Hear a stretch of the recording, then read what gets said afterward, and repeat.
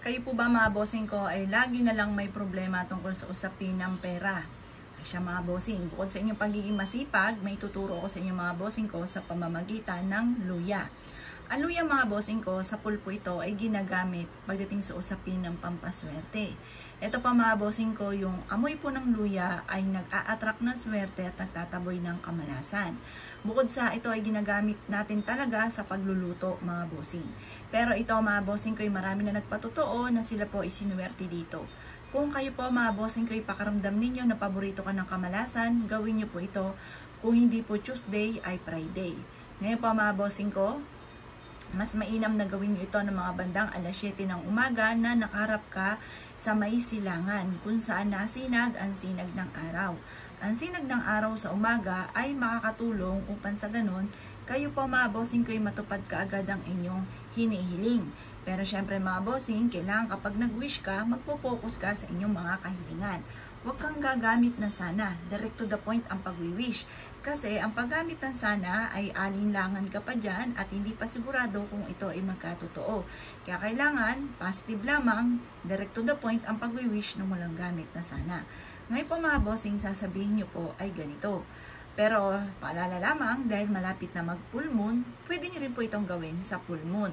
Kahit anong buwan ng full moon, pwede nyo siyang gawin.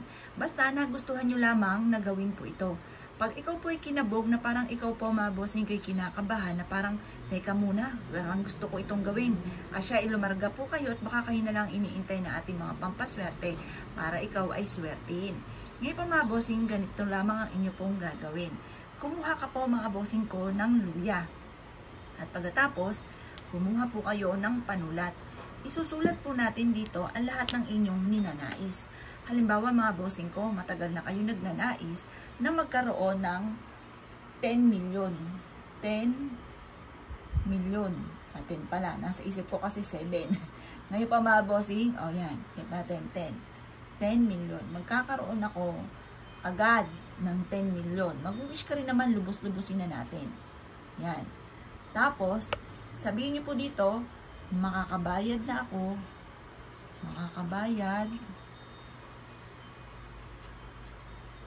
Yan, kahit na kasi medyo pudpud mga bossing ko yung ating pentel, kayo na po ang bahalang mag-adjust mga bossing. Sabihin niyo, makakabayad na ako sa aking mga pagkakautang. Yan. Ngayon, isulat niyo rin po dito, magkakaroon ako ng malaking bahay. Magkakaroon ako ng negosyo na dito na ako yayaman. Magkakaroon ako ng magagarang sasakyan. O kaya, gagaling na ako sa aking karamdaman. Magkakaroon ako ng 100 years.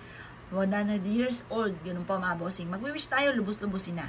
Kapag naisulat nyo na ito lahat-lahat mga bossing ko dito sa ating luya, kumuha kayo mga bossing ko ng panali. Halimbawa mga bossing ko, panali na kulay pula, kulay dilaw, or kulay berde. Yung tatlong kulay na yon ang mga masuswerteng kulay.